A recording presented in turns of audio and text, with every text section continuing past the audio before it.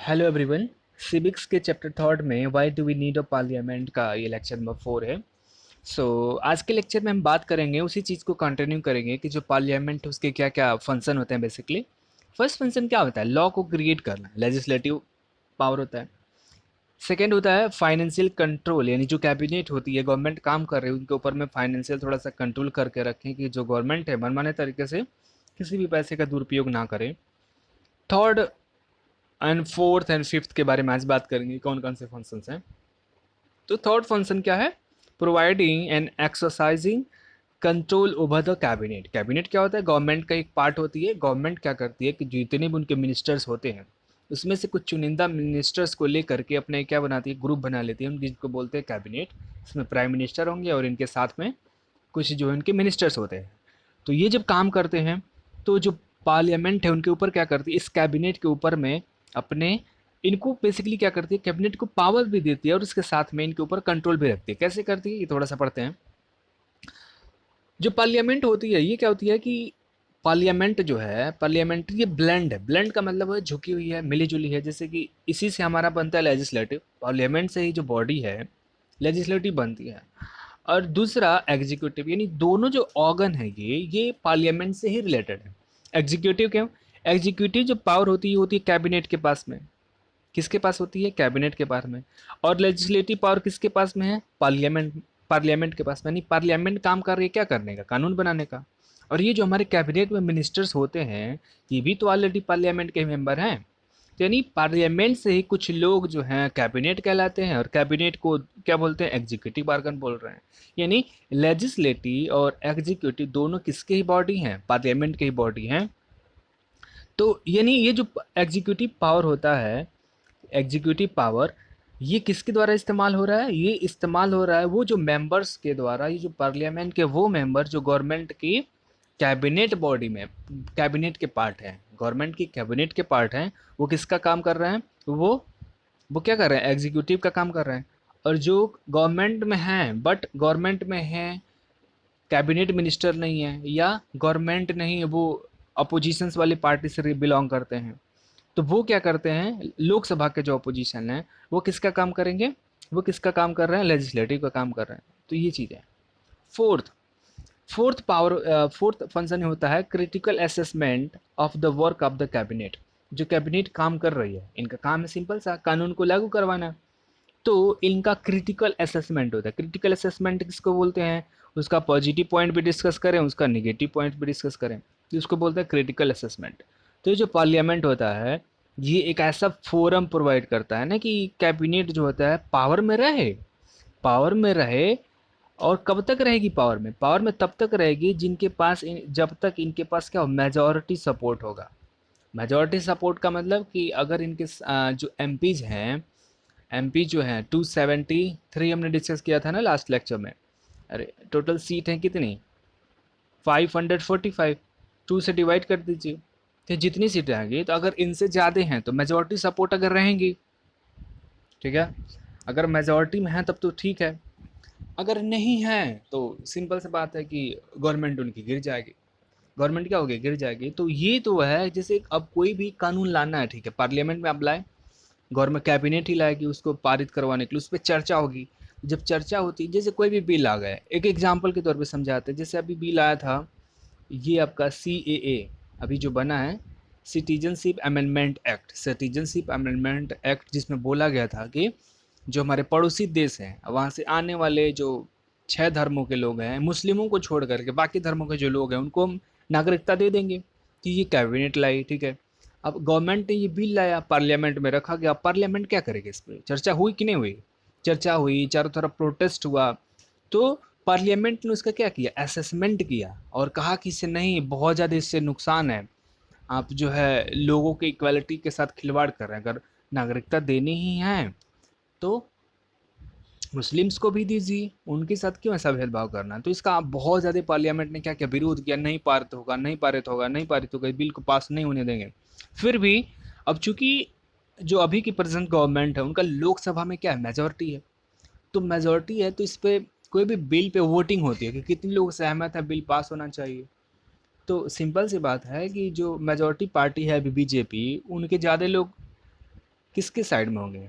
Government के ही side में होंगे। अपोजिशन वाले कम थे, तो जिसका ज़्यादा काउंट होगा उसी को तो काउंट करेंगे। तो ज़्यादा किसके वोट गए कि हाँ बिल ठीक है, इसको पास किया जाए, तो बिल को पास कर दिया गया। लेकिन फिर भी क्रिटिकल असेसमेंट हुआ कि नहीं हुआ? यहाँ पे देखिए, गवर्नमेंट के ऊपर सवाल उठे कि आपने ऐसा क्यों किया, चारों तरफ प्रोटेस्ट हुए। तो ऐसे जो है पार्लियामेंट हमारी काम कर रही है कि ये क्या कर रही है, जो कैबिनेट है उनके काम पे ही सवाल या निशान खड़ी करती है कि आप सही काम नहीं कर रहे, ढंग से करिए। देना तो उनको भी दीजिए, नहीं देना मत दीजिए, ये सारी चीज़ें।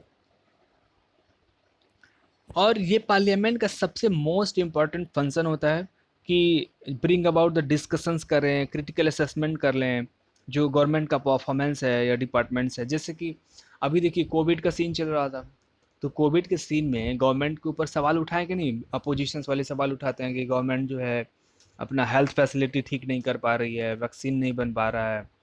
तो गवर्नमेंट से क्वेश्चंस करते हैं कि कितने आपने दवा का इंतजाम किया, हॉस्पिटल में व्यवस्था ठीक ठाक है कि नहीं है। तो गवर्नमेंट से क्वेश्चंस करते हैं। पार्लियामेंट का भी सेशन हो रहा था, तो उसमें से क्वेश्चन करते हैं। तो क्वेश्चन कर रहे हैं, फिर उस पर चर्चा हो रही है, डिस्कशंस हो रही है, जो कंक्लूजन निकलता है उस पर वोटिंग होती है। अब वोटिंग में हो रही है, वोटिंग होती है, तो ये सारी डिस्कशन होना, उन चीज़ों का असेसमेंट होना, असेसमेंट ही नहीं क्रिटिकल असेसमेंट होना कि इससे ये फ़ायदे हैं और ये नुकसान है। अब बताइए ये काम करेंगे कि नहीं करेंगे, तो उस पर वोटिंग होती है। ये सारा प्रोसेस है गवर्नमेंट का। Next, role of opposition. Opposition का क्या रोल होता है? जो एग्जिस्टेंस होता है ना अपोजिशंस का, ये भी इंश्योर करता है कि nation gets to know about the alternative points of view. Opposition जो पार्टी होती है, ऐसा नहीं कि केवल इनका काम होता है कि अपोजिशन जो है गवर्नमेंट जब कोई काम करती है तो उसका केवल विरोध ही करते हैं। बिल्कुल नहीं, ऐसा बिल्कुल बात नहीं। जैसे कोई भी मान लिया कि समस्या हो गई, जैसे कि अभी एक एक्ट आया है एग्रीकल्चर से रिलेटेड, तो उसमें गवर्नमेंट ने ये बोला है कि जितने पहले क्या होता था, एक होता है मार्केट जिसको बोलते हैं एएमपीसी। थोड़ा सा एग्जांपल लेके समझाते हैं। AMPC, agriculture market produce commodity act, ठीक है? तो इसमें क्या होता था, ये मार्केट है, तो यहाँ पे जो फार्मर्स होते थे अपना अनाज इनको ला के यहाँ बेचना होता था मार्केट में, और उनको जो है एक मिनिमम सपोर्ट प्राइस एमएसपी मिलता था कि हाँ ठीक है लाइए, हम 1900 रुपये कुंटल पे आपका गेहूँ खरीद लेंगे। अब गवर्नमेंट ये काम कर रही है कि नहीं, अगर फार्मर्स जो हैं वो चाहें तो मार्केट में ला के बेचें। ये जैसे सरकारी मार्केट है, सरकारी मार्केट में बेचें या बाहर किसी भी व्यापारी को बेच दें, उनको छूट रहेगी। तो इसका इसका क्या हो रहा है, इसका जो है विरोध हो रहा है किस बात के लिए कि अपोजिशंस वाले ये कह रहे हैं कि गवर्नमेंट जो है ये एमएसपी वाली व्यवस्था खत्म कर देगी। मान लीजिए कि सरकार जो यहाँ पे 1900 रुपये कुंटल पे चावल खरीद रही है, ठीक है? अब आप ये कह रहे हैं कि फार्मर जो है मार्केट में नहीं कहीं और भी बेच सकते हैं। तो जब किसी दूसरे व्यापारी के पास जाएंगे तो गवर्नमेंट अगर 1900 रुपये दे रही तो 1900 रुपये देगा आपको? बिल्कुल नहीं देगा।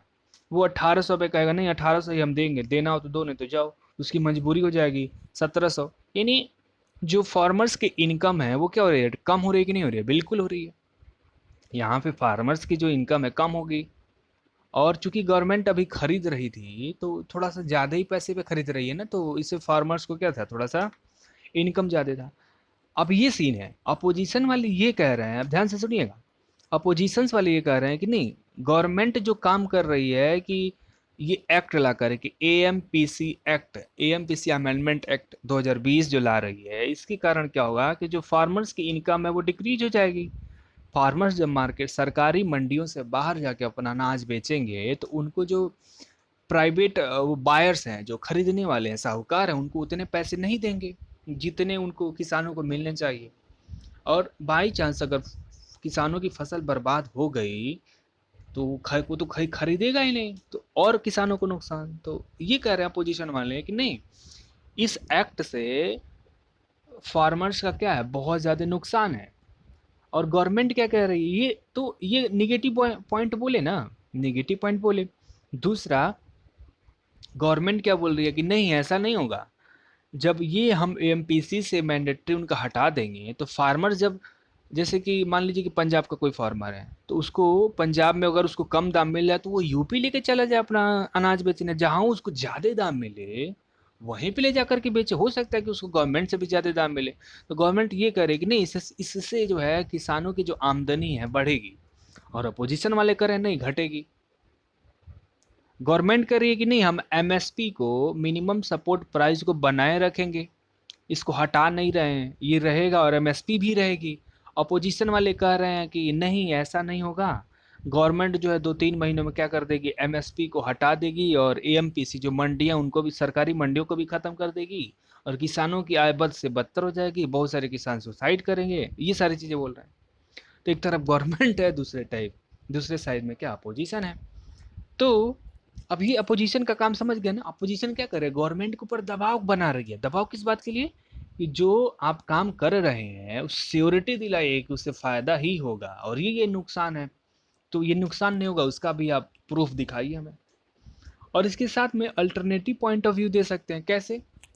अब अपोजिशंस वाले क्या कर रहे हैं, अपोजिशन में कौन है, कांग्रेस है आपके, बसपा है, सपा है, आप है, आम आदमी पार्टी, यही है। ये कह रहे हैं ठीक है, आप एक काम करिए, आप ये करिए कि आप अपने एक्ट में थोड़ा सा संशोधन करिए और ये कहिए कि ठीक है, किसान जो है एएमपीसी यानी सरकारी मंडी में अपना अनाज जो है इसी प्राइस पे बेचेंगे, एमएसपी पे। और अगर किसान को, एक लाइन उसमें केवल ऐड कर दीजिए कि अगर किसान जो है अपना प्रोड्यूस, मार्केट का जो प्रोड्यूस है वो ला करके बेच रहा है ना मार्केट से बाहर, सरकारी मार्केट से बाहर, तो उसको कोई भी जो साहूकार है, बिचौलिया है, या फिर कोई भी कंपनी अगर उस अनाज को खरीद रही है किसान से, तो एमएसपी से कम प्राइस पे नहीं खरीदेगी। ये केवल पॉइंट आप उसमें ऐड कर दीजिए। समझ रहे हो क्या कह रहा हूँ मैं। जैसे 1900 रुपये कुंटल है, ठीक है, तो आप, अपोजिशन वाले क्या कर रहे हैं कि किसानों को आप ऑफर करो कि ये तो 1900 रुपये मिला करके एएमपीसी में बेच दे, या फिर इसी 1900 रुपये या 1900 रुपये से ज़्यादा अगर उनको बेचना है तो मार्केट के बाहर बेचे, 1900 से कम नहीं होना चाहिए। ये जो है थोड़ा सा प्रावधान आप अपने एक्ट में डाल दीजिए। तो ये क्या कर रहे हैं, अल्टरनेटिव पॉइंट ऑफ व्यू बता रहे हैं कि नहीं बता रहे हैं। इससे किसानों को भी श्योरिटी हो जाएगी कि ठीक है, कोई भी हमको अगर कंपनी वाला हमसे अपना अनाज खरीदेगा तो 1900 रुपये से तो कम तो बिल्कुल नहीं देगा। तो उन वो भी थोड़ा सा बिना डर के अपना फार्मिंग करेंगे और उनकी इनकम भी बढ़ेगी। लेकिन गवर्नमेंट करे नहीं, नहीं ऐसा नहीं करेंगे, तो ये साला मामला चल रहा है। तो ये रोल होता है अपोजिशन का, गवर्नमेंट कोई कहेगी इससे फ़ायदा है और अपोजिशन वाले उसका नेगेटिव पॉइंट लगते हैं गिनाने, और फिर उसके साथ में अल्टरनेटिव पॉइंट अभी भी देते हैं। तो इनका भी रहना डेमोक्रेसी की हेल्थ के लिए ज़रूरी होता है। Okay, thank you.